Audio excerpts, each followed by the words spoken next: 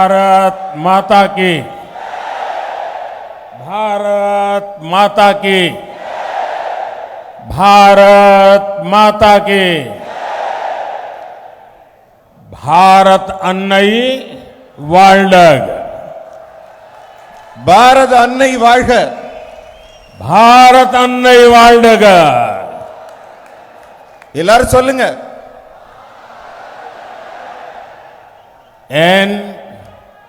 என்பாரந்த் தமிழ் சகோதர சகோதரிகளே वणक्कम। सबसे पहले मैं इस पवित्र भूमि पर कोट्टई मारियम्मन मंदिर को नमन करता हूं। बीते सप्ताह में मुझे अनेक बार तमिलनाडु आने का सौभाग्य मिला, आप सबके दर्शन करने का सौभाग्य मिला। तमिलनाडु में बीजेपी को मिल रहा ये जन समर्थन पूरा देश देख रहा है, पूरा देश इसकी चर्चा कर रहा है। कल मैं कोयम्बटूर में जनता जनार्दन के बीच था। बीजेपी और मोदी को, एनडीए और मोदी को ये जो जन समर्थन मिल रहा है, ये जो आशीर्वाद मिल रहे हैं, इसने डीएम की सरकार की नींद उड़ा दी है, नींद उड़ा दी है। என் அன்பார்ந்த தமிழ் சகோதர சகோதரிகளே, உங்கள் அனைவருக்கும் வணக்கம். முதல்ல இந்த புண்ணிய பூமியில இருக்கிற நம்ம கோட்டை மாரியம்மனை வணங்கி என் உரையை தொடங்குகிறேன். இதுக்கு முன்னாடி நான் பலமுறை தமிழ்நாடு வந்திருக்கிறேன். இந்த நல்ல வாய்ப்பு எனக்கு மீண்டும் இப்ப சேலம் வரும்போது கிடைத்திருக்கிறது. தமிழகத்தில் இப்ப பாரதிய ஜனதா கட்சிக்கும் எனக்கும் கிடைத்து வரும் மிகப்பெரிய மக்கள் ஆதரவை நாடே பார்த்து கொண்டிருக்கிறது, இந்திய நாடே பார்த்து கொண்டிருக்கிறது. இதை பற்றி தான் நாடு முழுவதும் பேச்சாக இருக்கிறது. நேற்றைக்கு நான் கோயம்புத்தூர்ல மக்கள் மத்தியில அவங்க ஜன சமுத்திரத்தில் நீந்தி கொண்டே பயணம் செய்தேன். தமிழகத்தில் மோடி ஆகிய எனக்கும் பாரதிய ஜனதா கட்சிக்கும் என்டிஏ கூட்டணிக்கும் பாரதிய ஜனதா கட்சிக்கும் கிடைக்கும் ஆதரவை பார்த்து திமுகவின் தூக்கமே தொலைந்து போய்விட்டது. अब तमिलनाडु ये डिसाइड कर चुका है कि 19 अप्रैल को एक एक वोट बीजेपी को जाएगा, एनडीए को जाएगा। अब तमिलनाडु ये डिसाइड कर चुका है, अब की बार 400 पार, अब की बार 400 पार, डेवलप भारत के लिए, 400 पार, डेवलप भारत के लिए, 400 पार, डेवलप तमिलनाडु के लिए, 400 पार, डेवलप तमिलनाडु के लिए, मॉडर्न इंफ्रास्ट्रक्चर के लिए, मॉडर्न इंफ्रास्ट्रक्चर के लिए, थर्ड लार्जेस्ट इकोनॉमी के लिए, 400 पार, थर्ड लार्जेस्ट इकोनॉमी के लिए, 400 पार, आत्मनिर्भर भारत के लिए, आत्मनिर्भर भारत के लिए, 400 पार, फार्मर वेलफेयर के लिए, 400 पार, फार्मर वेलफेयर के लिए, 400 पार, फिशरमैन की समृद्धि के लिए, फिशरमैन की सुरक्षा के लिए, 400 पार, अब की बार इम्मुरै 400 में जुनून 400க்கும் மேல். நண்பர்களே, தமிழ்நாடு மக்கள் ஒரு முடிவு செஞ்சிட்டாங்க. இந்த முறை ஏப்ரல் 19 அன்று விழுகிற ஒவ்வொரு ஓட்டும் பாரதிய ஜனதா கட்சிக்கும் என்டிஏ கூட்டணி கட்சிக்கும் என்று மக்கள் உறுதியாக முடிவு செய்து விட்டார்கள். தமிழகத்தின் இந்த உறுதியான முடிவினால் ஆட்சியில் மீண்டும் வேண்டும், மோடி வேண்டும் என்ற முடிவு செய்திருப்பதால் வெற்றியின் எண்ணிக்கை 400-ஐ தாண்டும். வளர்ச்சியடைந்த இந்தியாவிற்கு 400-ஐ தாண்ட வேண்டும். வளர்ச்சியடைந்த தமிழகத்தை அடைய 400-ஐ தாண்ட வேண்டும். நவீன உள்கட்டமைப்பிற்கு வெற்றி எண்ணிக்கை 400-ஐ தாண்ட வேண்டும். மூன்றாவது மிகப்பெரிய பொருளாதாரத்தை உருவாக்குவதற்காக 400-ஐ தாண்ட வேண்டும். பாரதம் தன்னிறைவு பெற 400-ஐ தாண்ட வேண்டும். பிரதமர் அவர்கள் தமிழ்ல சொன்னாங்க இல்லையா, 400க்கும் மேல. பாரதம் தன்னிறைவு பெற 400க்கும் மேல. விவசாயிகள் பயனடைய 400க்கும் மேல. மீனவர்கள் பாதுகாப்புக்கு 400க்கும் மேல. எல்லாரும் சொல்லுங்க, இம்முறை மீண்டும் 400 வேண்டும். இம்முறை மீண்டும் ஜூன் 4. साथियों, डेवलप तमिलनाडु के एनडीए के मिशन को एक और नई ऊर्जा मिली है। हमारे वरिष्ठ नेता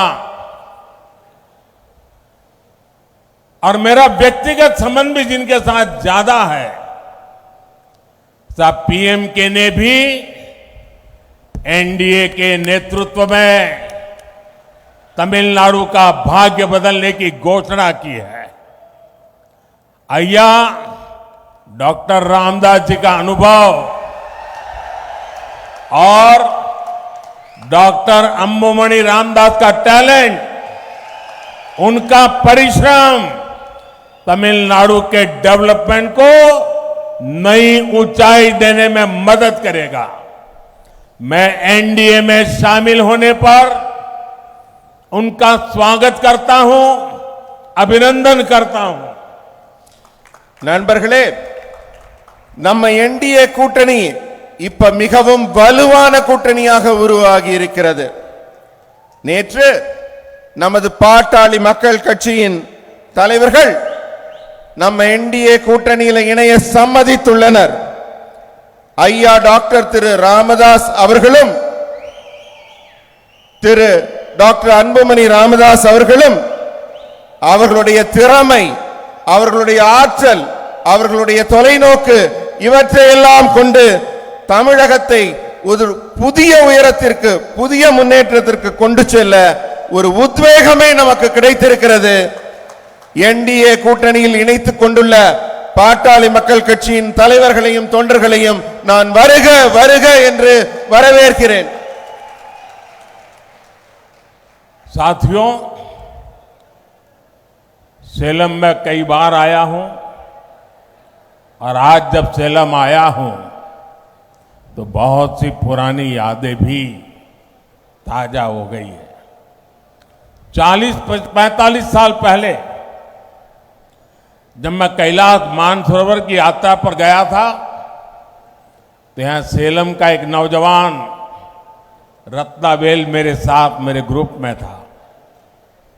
रत्नावेल मुझे थोड़ी बहुत तमिल सिखाने का भी प्रयास करता था और उससे मुझे सेलम के विषय में, तमिलनाडु के विषय में बहुत कुछ जानने को मिलता था और मेरे मन में तब से सेलम के प्रति एक आकर्षण रहा।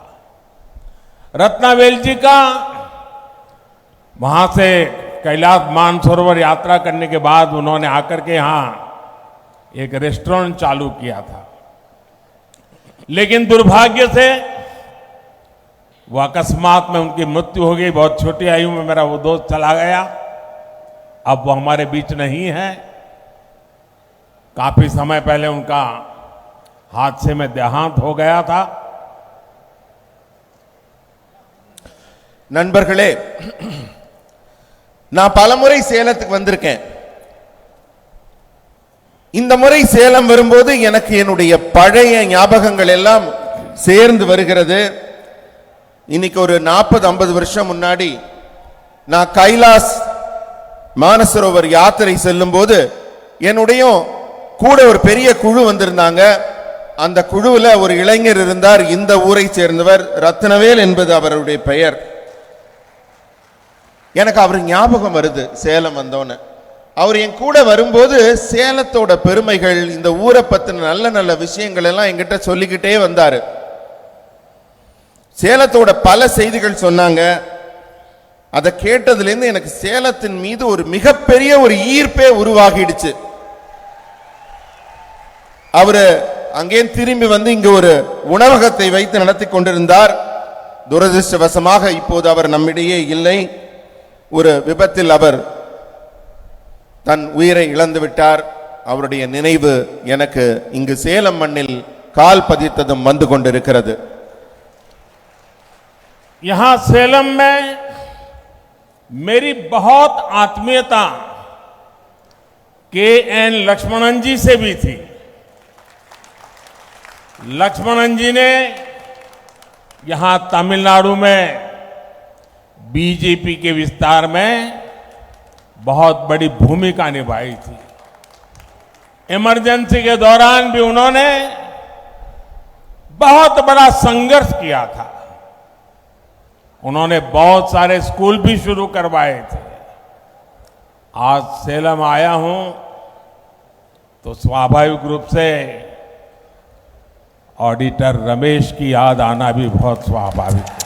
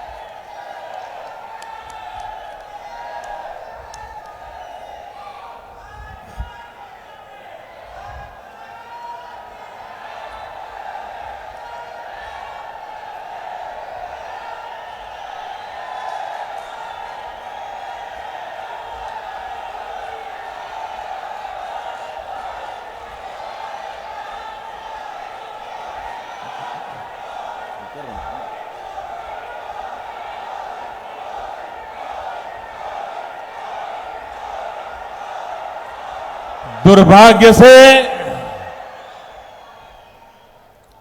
आज सेलम का मेरा वो रमेश हमारे बीच नहीं है। पार्टी के लिए रमेश दिन रात काम करने वाला हमारा साथी था। वो अच्छे प्रवक्ता थे, लेकिन उनकी हत्या कर दी गई थी।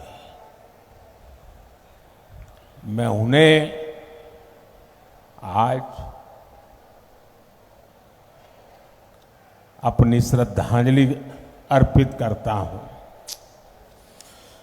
இங்க சேலத்துல நான் கால் பதிச்சவன என்னுடைய நெருங்கிய நினைவுகள், நண்பர்கள், இவங்களை பத்தி எல்லாம் யோசிக்கும் போது திரு கே.என். லக்ஷ்மணன் ஐயா அவர்களை நான் நினைவு கூறுகிறேன். தமிழகத்தில் பாரதிய ஜனதா கட்சி காலூன்றுவதற்காக தொடக்க காலத்தில் பாடுபட்ட மிக அற்புதமான மனிதர். எமர்ஜென்சி காலத்தில் கூட அவர் பல தடைகளை மீறி கட்சியை வளர்க்க பாடுபட்டவர், பல பள்ளிகளை நடத்தியவர்.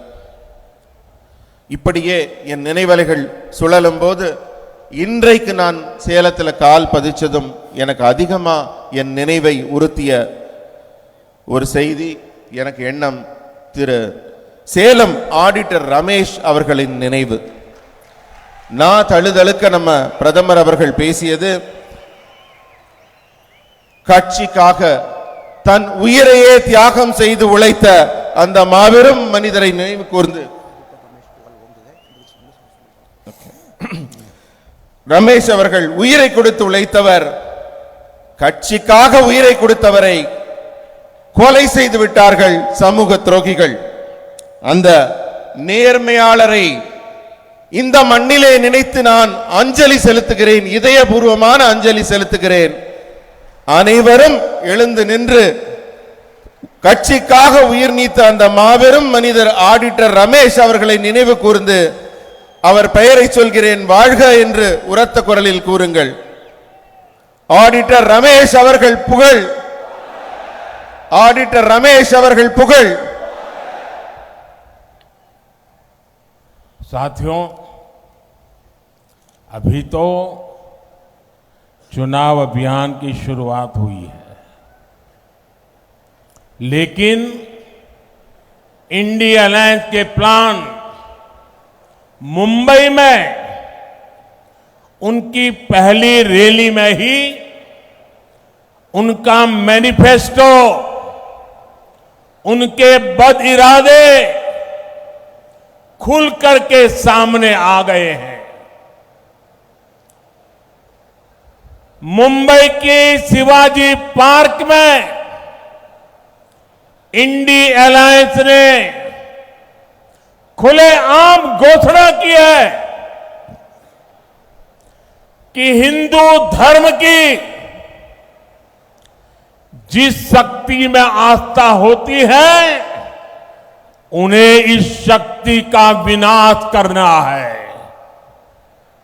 हिंदू धर्म में शक्ति किसे कहते हैं, ये तमिलनाडु का हर व्यक्ति जानता है। நண்பர்களே, தேர்தல் பிரச்சாரம் இப்ப படு வேகமாக நாடு முழுவதும் தொடங்கிவிட்டது. ஆனால் தொடக்கத்திலேயே காங்கிரஸ் திமுகவின் இந்தி கூட்டணியின் எண்ணம் என்ன என்பது தெளிவாக புரிந்துவிட்டது. மும்பையில சிவாஜி பார்க்ல நடந்த அவங்களோட முதல் பேரணியிலேயே அவங்க அசல் ரூபம் என்னன்னு தெரிய வந்துருச்சு. இந்து மதத்தின் மீது நம்பிக்கை வைத்திருக்கும் நமக்கெல்லாம் அதன் சக்தி என்ன என்று தெரியும். அதை அழிப்பது ஒன்றே தனது நோக்கம் என்று அவர்கள் தொடங்கி இருக்கிறார்கள் தங்கள் பிரச்சாரத்தை. இந்து மதத்துல சக்தி என்பது என்ன, சக்தியை நம்ம எப்படி வழிபடுறோம் என்பதை தமிழ்நாட்டு மக்களுக்கு நான் சொல்லி தெரிய வேண்டியதில்லை, உங்க ஒவ்வொருத்தருக்கும் ரொம்ப நன்றாக தெரியும். यहां कोट्टई मारियम्मन मंदिर के ऊपर ठीक सामने लिखा है ओम शक्ति। मां मारी अम्मन यहां की शक्ति है। तमिलनाडु में शक्ति कांची कामाक्षी है, यहां शक्ति मदुरई मीनाक्षी है, यहां कन्याकुमारी शक्तिपीठ है, यहां की शक्ति समयपुरम मारियम्मन है। हिंदू धर्म में शक्ति का मतलब होता है मातृशक्ति, नारी शक्ति। कांग्रेस और डीएमके का इंडी अलायंस कह रहा है कि वो इसका विनाश करेंगे। நண்பர்களே, இங்க இருக்க கோட்டை மாரியம்மன் கோவில்ல கொட்டை எழுத்துல அந்த வாசகம் எழுதப்பட்டிருக்கு. கோவில்ல என்னென்று ஓம் சக்தி என்று எழுதி இருக்கிறது. அன்னை மாரியம்மனை நாம் இங்கு சக்தியின் வடிவமாக வழிபடுகிறோம். தமிழ்நாட்டில் காஞ்சி காமாட்சி என்று ஒரு சக்தி பீடம், அதன் வழிபாடும் இருக்கிறது. இங்கே மதுரை மீனாட்சி அம்மன் சக்தியின் வடிவமாக கொண்டாடப்படுகிறார். கன்னியாகுமரியிலே ஒரு சக்தி வழிபாட்டுக்குரியவராக தெய்வத்தின் வடிவாக இருக்கிறார். இங்குள்ள சக்தி வாய்ந்த தெய்வம் சமயபுரம் மாரியம்மன் என்று சக்தி மிக்க தெய்வங்கள் எல்லாம் பெண் வடிவில் தமிழகத்தில் சக்தியை வணங்கி, இந்து மதத்தில் சக்தி என்பதற்கு ஒரு மிகப்பெரிய பொருள், மிகப்பெரிய அர்த்தம் இருக்கிறது. ஆனால் இந்த காங்கிரஸ் திமுக கூட்டணி இருக்கிறதே, அவர்கள் இந்த சக்தியின் வடிவத்தை, இதன் ஆன்மீக அம்சத்தை, இந்த சனாதனத்தை அழித்து விடுவோம் என்று கூறி வருகின்றனர். இதை அனுமதிக்க முடியுமா? साथियों, इंडी अलायंस वाले लोग बार बार जानबूझकर हिंदू धर्म का अपमान करते हैं। हिंदू धर्म के खिलाफ इनका हर बयान बहुत सोचा समझा हुआ होता है। आप देखिए, और किसी धर्म का अपमान डीएमके, कांग्रेस का इंडी अलायंस कभी नहीं करता। किसी और धर्म के खिलाफ इनकी जुबान से एक शब्द नहीं निकलता, लेकिन हिंदू धर्म को गाली देने में ये एक सेकंड नहीं लगाते। ऐसा कैसे हो सकता है? कैसे ऐसा हो सकता है? इन्होंने तमिल संस्कृति के प्रतीक पवित्र सेंगोल की संसद में स्थापना का विरोध किया।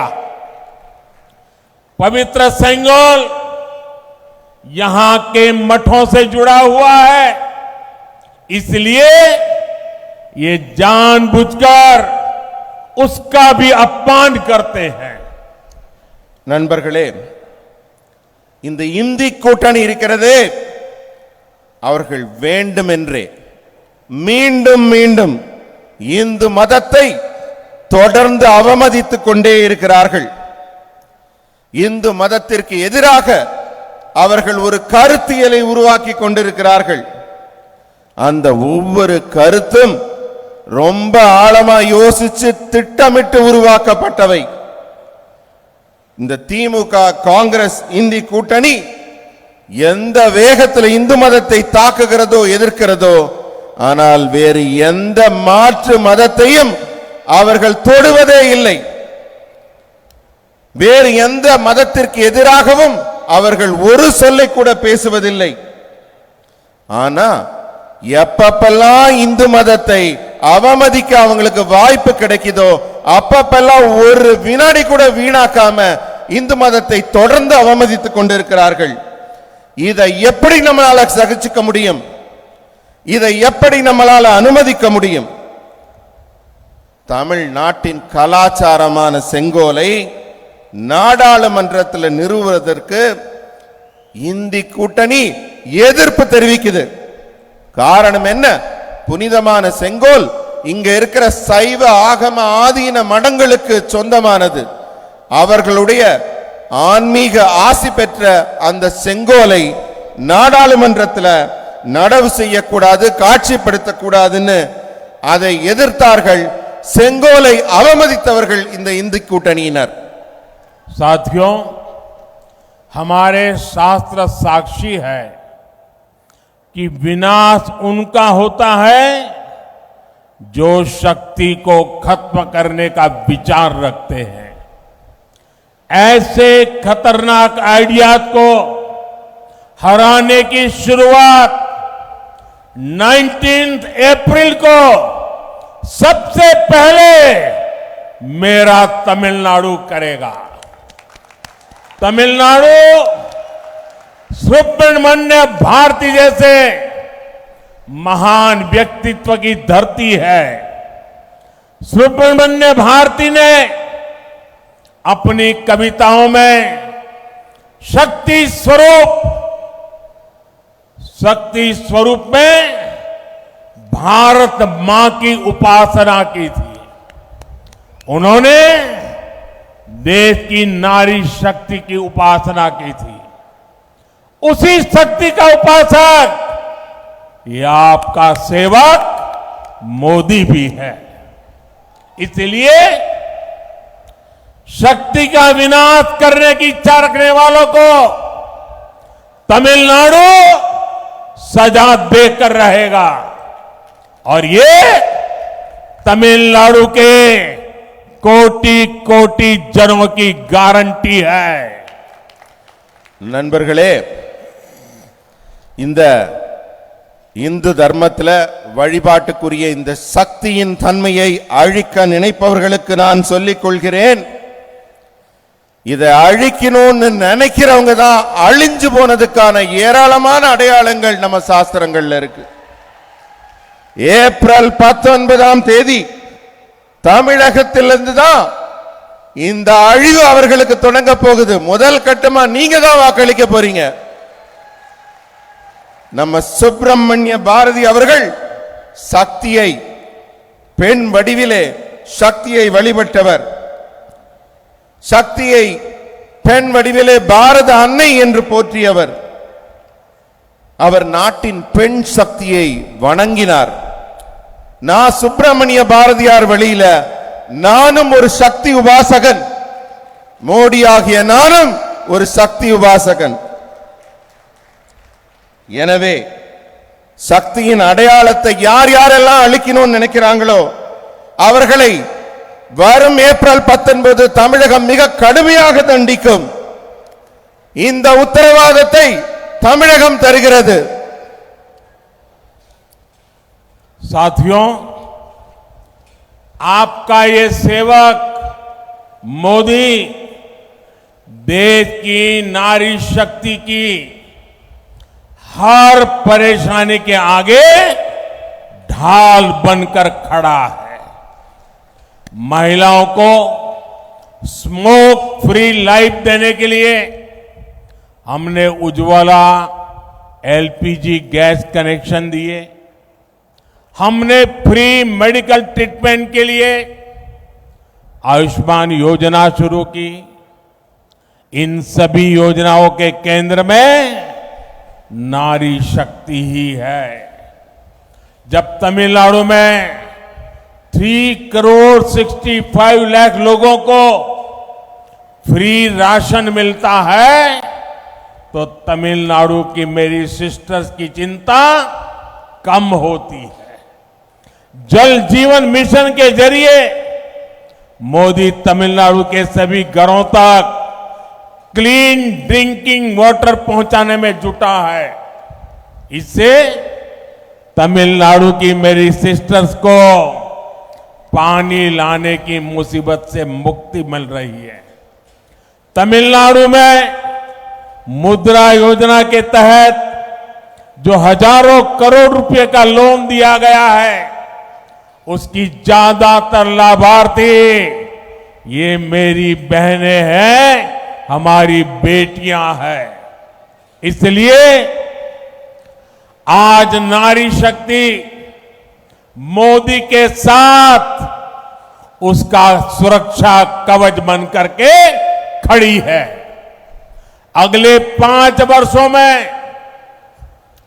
तमिलनाडु की मेरी बहनों, माताओं, बेटियों को तक ये सुविधाएं और भी बड़े स्केल में पहुंचेगी।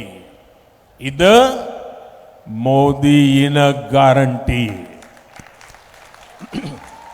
நண்பர்களே, நாட்டில் பெண் சக்தியின் ஒவ்வொரு பிரச்சனைகளுக்கும், நம்ம நாட்டில் பெண்களுக்கு பல்வேறு விதமான பிரச்சனைகள் இருக்கு. அந்த பிரச்சனைகள் எல்லாம் தீர்க்கும் விதமாக நான் அவர்களுக்கு ஒரு பாதுகாப்பு கேடயம் போல இருந்து அவர்களுக்கு பணி செய்கிறேன். உதாரணத்துக்கு சமையலறை புகையில கஷ்டப்பட்ட பெண்களுக்கு அதிலிருந்து விடுதலை கிடைக்கும்படி உஜ்வாலா கேஸ் இணைப்புகள் வழங்கினோம். இலவச சிகிச்சைக்காக ஆயுஷ்மான் திட்டத்தை தொடங்கினோம். இது போன்ற திட்டங்கள் எல்லாம் பெண்களுக்கு நலம் தரும், பெண்களுக்கு பயன் தரும். அந்த அடிப்படை எண்ணம் அதுதான் மைய சக்தியாக இருந்திருக்கிறது.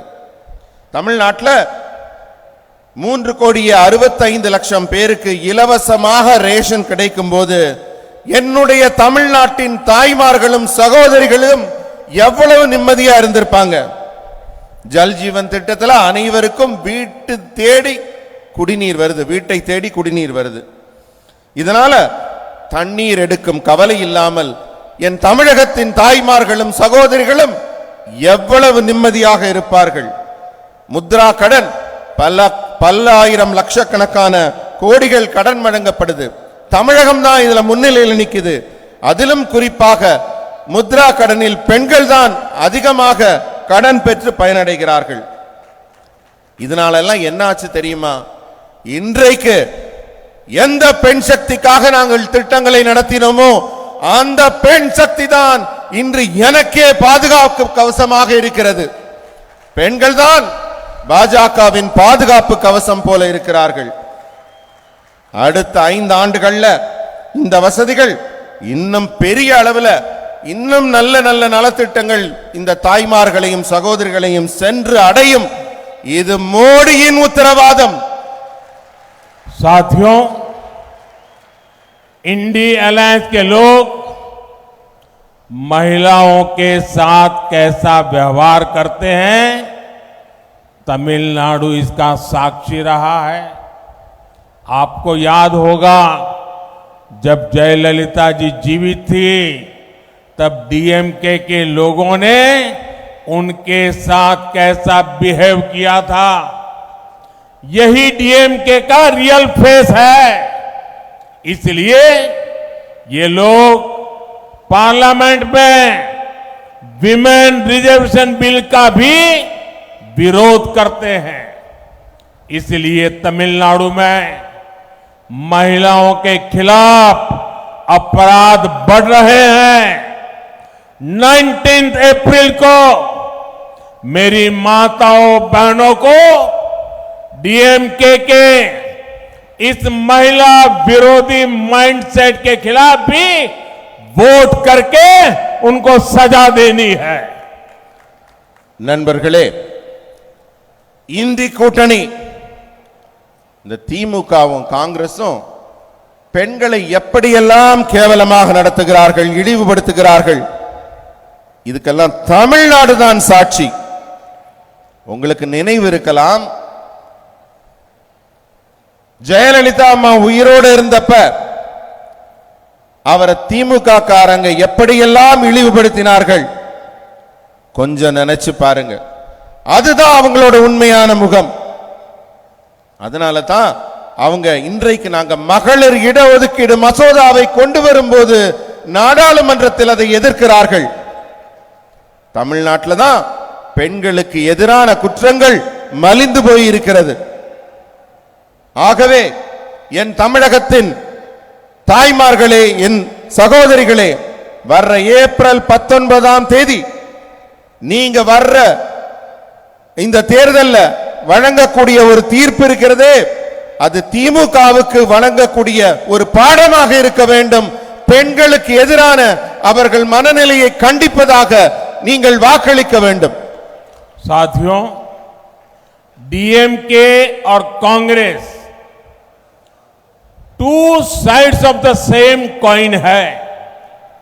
डीएमके और कांग्रेस का मतलब है बिग करप्शन। डीएमके और कांग्रेस का मतलब है वन फैमिली रूल। इसलिए देश में कांग्रेस की छुट्टी हुई तो देश आज 5G टेक्नोलॉजी में पहुंच गया है।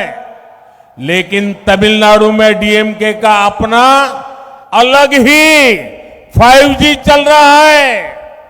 डीएमके का 5G यानी एक ही फैमिली की 5th जनरेशन का तमिलनाडु पर कब्जा। इस 5G फैमिली ने 2G स्कैम करके पूरी दुनिया में भारत और तमिलनाडु की इमेज गिराई है। अगर मैं इनके स्कैम गिनाने लगूं तो पूरा दिन खत्म हो जाएगा।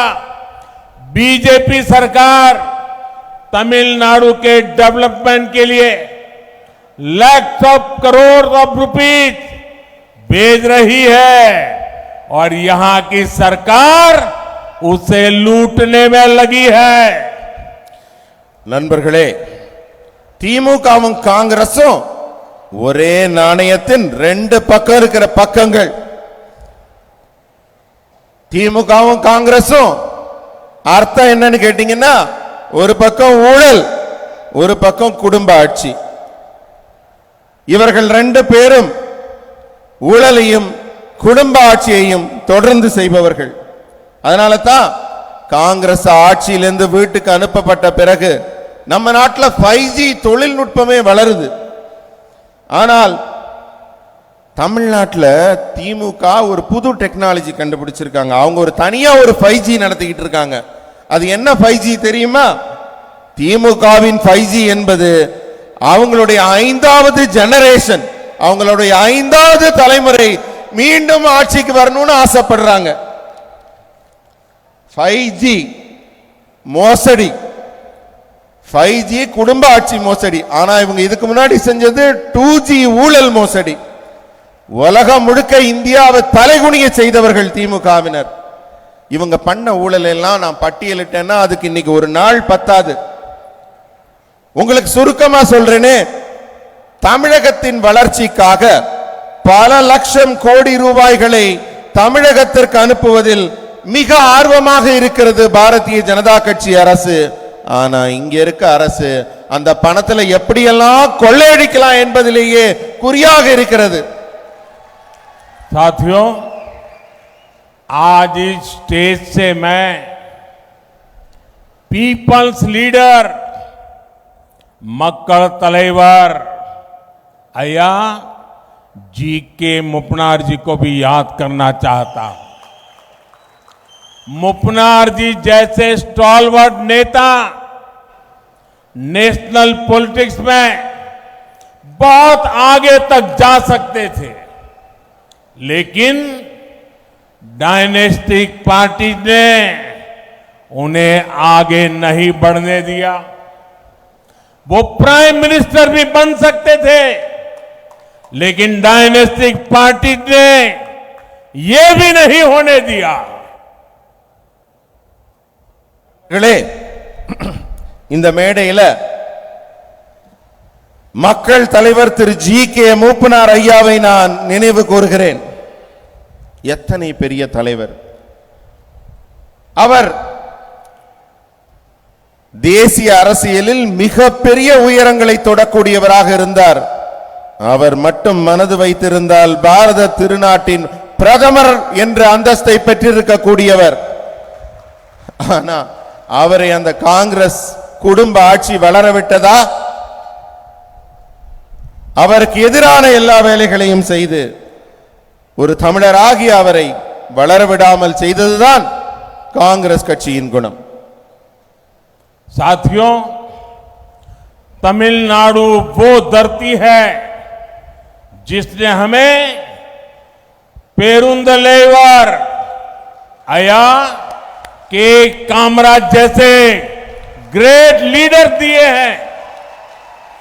चाहे पॉलिटिक्स में ऑनेस्टी की बात हो या फिर उनकी मिड डे मील जैसी क्रांतिकारी वेलफेयर स्कीम्स हो, वो हमारे लिए बहुत बड़ी इंस्पिरेशन रहे हैं.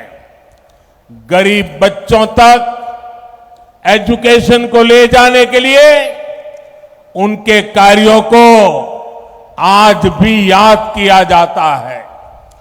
நண்பர்களே, இந்த மேடையில் நான் தமிழ்நாட்டின் ஒப்பற்ற பெருந்தலைவர் ஐயா காமராஜர் அவர்களையும் நினைவு கூறுகிறேன். அரசியலில் நேர்மை அப்படினாலே கர்ம வீரர் காமராஜர் ஐயா முகம்தான் ஞாபகத்துக்கு வருகிறது. அவர் உருவாக்கிய மாணவர்களுக்கான மதிய உணவு திட்டம் ஒரு மிகப்பெரிய திட்டம். ஏழை மாணவ மாணவியருக்கு உணவு வழங்கி அவர் கல்வியை வளர்க்க வேண்டும் என்று ஆரம்பித்த அந்த மக்கள் நல திட்டம் எனக்கெல்லாம் மிகப்பெரிய இன்ஸ்பிரேஷனாக, எனக்கு நல்ல திட்டங்களை மக்களுக்கு தர வேண்டும் என்பதற்கு ஒரு வழிகாட்டியாக அது போன்ற ஒரு ஒப்பற்ற தலைவரின் செயல் அமைந்திருந்தது. साथियों, बीजेपी और एनडीए बड़े सपने देखती है, बड़े लक्ष्य बनाती है और उन्हें हासिल करके भी दिखाती है। आज दुनिया में भारत की पहचान मॉडर्न इंफ्रास्ट्रक्चर से है। बीजेपी सरकार ने देश में थाउजेंड्स ऑफ किलोमीटर के हाईवे और एक्सप्रेसवेज बनाए हैं। आज देश में 20 से ज्यादा एम्स हैं, दर्जनों नए मेडिकल कॉलेज और आईआईटी खुले हैं। हमारी इंडस्ट्री आत्मनिर्भर भारत के मिशन को आगे बढ़ा रही है। इस विकास का उतना ही लाभ तमिलनाडु को भी मिल रहा है। நண்பர்களே, பாரதிய ஜனதா கட்சியும் என்டிஏ கூட்டணி அரசும் பல பெரிய பெரிய கனவுகளை தன்னகத்தே வைத்துக் கொண்டிருக்கிறது. என்டிஏ மிகப்பெரிய இலக்குகளை நிர்ணயிக்கிறது. பல இலக்குகளை நாம் அடைந்து கொண்டும் இருக்கிறோம். இன்று இந்தியால நவீன உள்கட்டமைப்பு மூலம் மிகப்பெரிய உயரங்களை நாம் தொட்டுக் கொண்டிருக்கிறோம். பாஜக அரசு நாட்டில் ஆயிரக்கணக்கான கிலோமீட்டர் தூரம் நெடுஞ்சாலைகளையும் விரைவாக செல்லும் சாலைகளையும் உருவாக்கி இருக்கிறது. இன்றைக்கு நாட்டில் 20க்கு மேற்பட்ட எய்ம்ஸ் மருத்துவ கல்லூரிகள் தொடங்கப்பட்டிருக்கு. டஜன் கணக்கான மருத்துவ கல்லூரிகள் ஐஐடிக்கள் தொடங்கப்படுகிறது. நம்மளுடைய தொழில்துறை தன்னம்பிக்கையான புதிய பாரதத்தை உருவாக்கும் நோக்கத்தை முன்னெடுத்து செல்கிறது.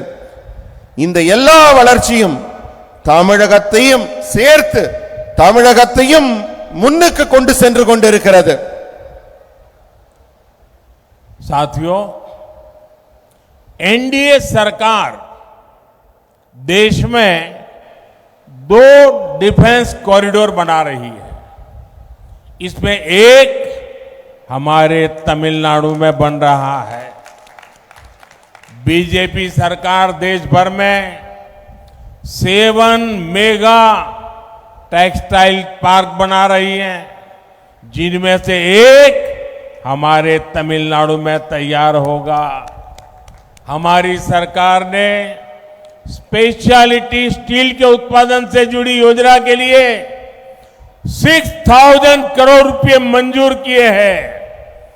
इससे यहां की स्टील इंडस्ट्री को भी बहुत बड़ा फायदा होगा। यहां रेलवे इंफ्रास्ट्रक्चर के लिए 500 करोड़ रुपए खर्च किए गए हैं। यहां वंदे भारत एक्सप्रेस भी चल रही है। நண்பர்களே, நம்ம என்டிஏ அரசு நாட்டில் 2 பாதுகாப்பு வழித்தடங்களை அமைத்துக் கொண்டிருக்கிறது.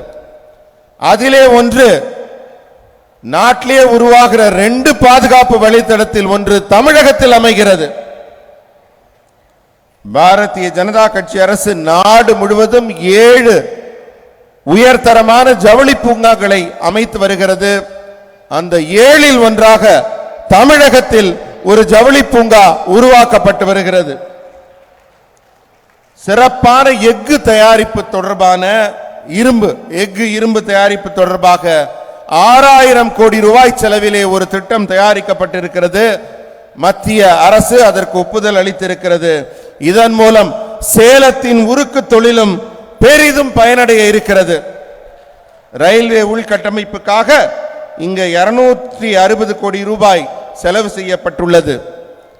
இப்ப இந்த பகுதிக்கு வந்தே பாரத் ரயிலும் வந்து கொண்டிருக்கிறது. साथियों, तमिलनाडु में एनडीए विजय का विश्वास लेकर के आपके आशीर्वाद लेने आई है। तमिलनाडु में जिनसे हमारा गठबंधन हुआ है, जो सारे हमारे नेता एनडीए का नेतृत्व कर रहे हैं, और जिन्होंने डेवलप तमिलनाडु, डेवलप भारत का संकल्प लिया है, मैं उनमें से हर एक दल के नेता का, हर सीनियर नेता का आज आदर पूर्वक धन्यवाद करता हूं। आप ये मानकर चलिए कि मैं इन सभी आदरणीय नेताओं का नामोल्लेख कर ही रहा हूं और आज सबका हृदय से धन्यवाद कर रहा हूं। आपके साथ से, आपके सहयोग से हमको और तमिलनाडु को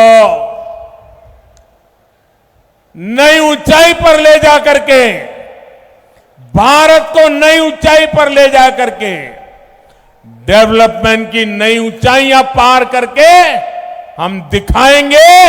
ये हम सबकी आपको गारंटी है।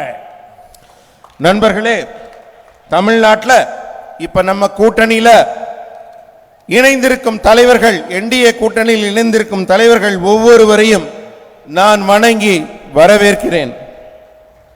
ஒரு உறுதியான தமிழகத்தை உருவாக்குவதற்காக, ஒரு வலிமையான பாரதத்தை உருவாக்குவதற்காக சபதம் எடுத்துக்கொண்டு வேற எதையும் பத்தி கவலைப்படாமல் நாட்டின் நலனை கருத்துக் கொண்டு நம்மிடையே இணைந்திருக்கும் ஒவ்வொரு தலைவரையும் நான் இதயபூர்வமாக இந்த கூட்டணிக்கு வரவேற்கிறேன்.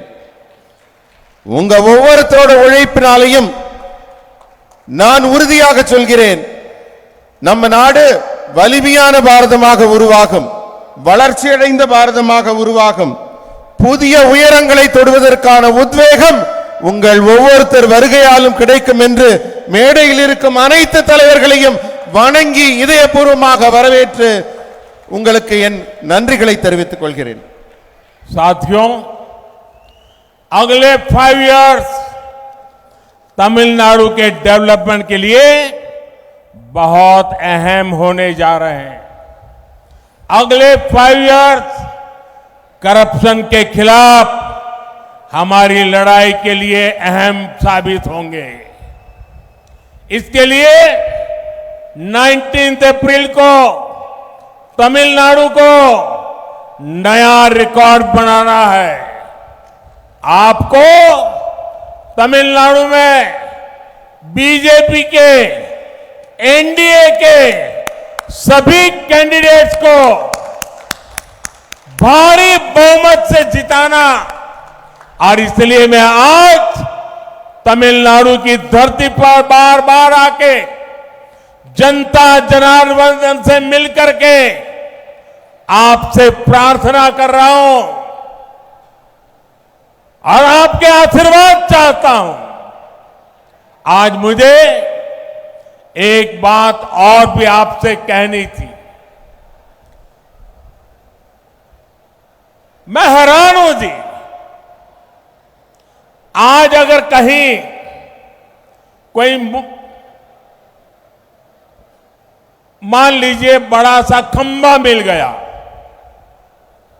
लोहे का मिल गया, तांबे का मिल गया, पत्थर का मिल गया, और पता चले कि 3000 साल पुराना है, 4000 साल पुराना है, तो हम ढोल पीटते हैं कि हमारे पास 3000 साल पुराना पत्थर मिला है, 4000 साल पुराना पत्थर मिला है।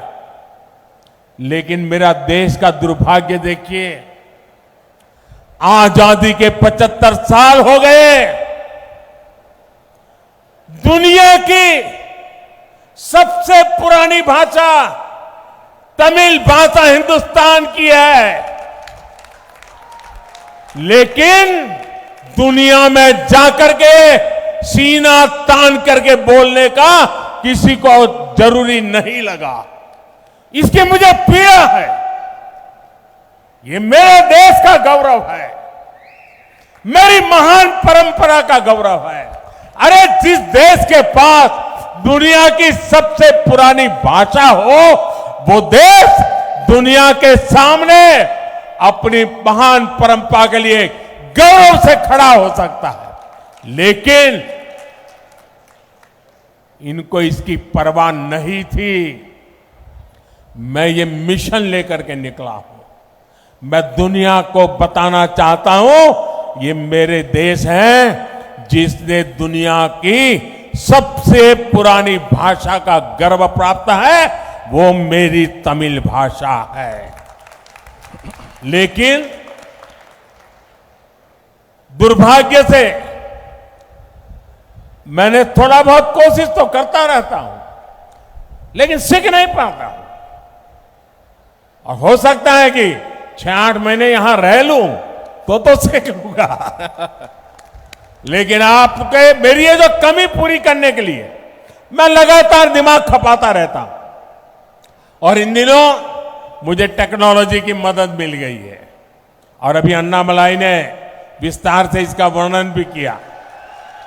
आपसे तमिल भाषा में जुड़ने के लिए मैंने सोशल मीडिया साइट एक्स पर नमो इन तमिल हैंडल शुरू किया है। आप यहां जाकर के अपने मोबाइल फोन पर तमिल भाषा में मेरी स्पीच सुन सकते हैं। लेकिन मैं एक प्रार्थना भी करता हूं, ये 100% करेक्ट नहीं होगी क्योंकि टेक्नोलॉजी है, 5-10% तो कमी होगी। अगर आप मेरी हर भाषण को सुन करके उसमें कहां गलती है, क्या कमी है, ये अगर मुझे बताओगे तो मुझे सुधारने के लिए सुविधा मिलेगी। तो मुझे आपकी इसके लिए मदद चाहिए, और आपके इस आशीर्वाद के लिए मैं एक बार फिर इतनी बड़ी तादाद में आपका आना पूरे देश में चर्चा का विषय रहेगा। मैं फिर एक बार आपका बहुत बहुत आभार व्यक्त करता हूं। நண்பர்களே, அடுத்த 5 ஆண்டுகள் தமிழ்நாட்டின் வளர்ச்சிக்கு மிக முக்கியமான 5 ஆண்டுகள். வரப்போற 5 வருஷம் அது மட்டுமல்ல, ஊழலுக்கு எதிராக நான் மிக கடுமையான நடவடிக்கைகளை எடுக்க போகும் காலம் அது.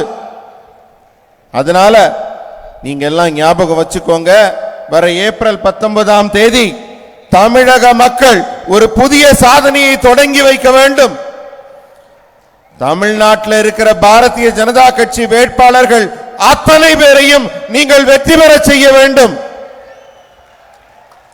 உங்ககிட்ட ஒரே ஒரு விஷயத்தை சொல்றேன். நம்ம கிட்ட ஒரு கல்லு கிடைக்குதுன்னு வச்சுக்கோங்க, அது ஒரு 1000 வருஷம் 2000 வருஷம் 3000 வருஷமான கல்லுன்னா நம்ம பெருமையா சொல்லிக்குவோம், இது என்கிட்ட ஒரு 1000 வருஷம் பழமையான கல்வெட்டு கிடைச்சிருக்கு, 5000 வருஷம் பழமையானது கிடைச்சிருக்குன்னு. ஆனா நம்ம நாட்டில் ஒரு மொழி இருக்கு, அது என்று பிறந்தனள் என்று தெரியாத காலத்திற்கு முந்தைய மூத்த மொழியான தமிழ் மொழி நம்மகிட்ட இருக்கு. அதோட பெருமை யாருக்குமே தெரியல. நான் பெருமைப்படுறேன். உலகத்திலேயே தொன்மையான மொழி என் தமிழ் மொழி, என் நாட்டின் தொன்மையான மொழி என்று நான் நெஞ்சு நிமிர்த்தி உலகம் முழுவதும் சொல்கிறேன். உலகத்திலேயே பழமையான மொழி என் நாட்டின் தமிழ் மொழி. தமிழ் மொழியை, அதன் பெருமையை இத்தனை உணர்ந்தும் உங்ககிட்டலாம் பேச முடியலையே அப்படிங்கிற ஏக்கம் எனக்கு இருக்கு. ஒருவேளை நான் ஒரு 4-5 மாசம் இந்த மாதிரி சேலத்துல வந்து உங்க கூட இருந்தேன்னா ஒருவேளை எனக்கு இந்த பேச்சு வந்துடலாம். ஆனா அதுக்கு வழி இல்லாததுனால நான் டெக்னாலஜியை, தொழில்நுட்பத்தை பயன்படுத்தி தமிழ்ல பேச ஏற்பாடு பண்ணியிருக்கேன். திரு அண்ணாமலை அவர்கள் கொஞ்சம் முன்னாடி உங்களுக்கு விளக்கி சொன்னார்கள். அதனால நீங்க நமோ இன் தமிழ் அப்படிங்கிற ஒரு பிடியில ஒரு எக்ஸ் தளத்துல நீங்க வந்து பாத்தீங்கன்னா நான் இனிமே தமிழ்ல பேச போறேன் உங்ககிட்ட. நீங்க எல்லாம் கேட்பீங்களா? நீங்க கேட்கறதோட இருக்க கூடாது, கேட்டுட்டு எனக்கு உங்க கருத்தை தெரிவிங்க. உங்க ஒவ்வொரு கருத்தும் எனக்கு முக்கியமானது. அதை கேட்டுட்டு அதை எப்படி செம்மைப்படுத்தலாம், அதில் தவறுகள் என்ன, சிறப்பா என்ன செய்ய முடியுங்கிறத நீங்க எனக்கு தெரிவிச்சீங்கன்னா நான் ரொம்ப மகிழ்ச்சி அடைவேன். அப்பதான் நமக்குள்ள ஒரு கலந்துரையாடல் முழுமையாக நடக்கும். मेरे साथ बोलिए भारत माता की, भारत माता की जय, भारत माता की जय। बहुत बहुत धन्यवाद। நன்றி.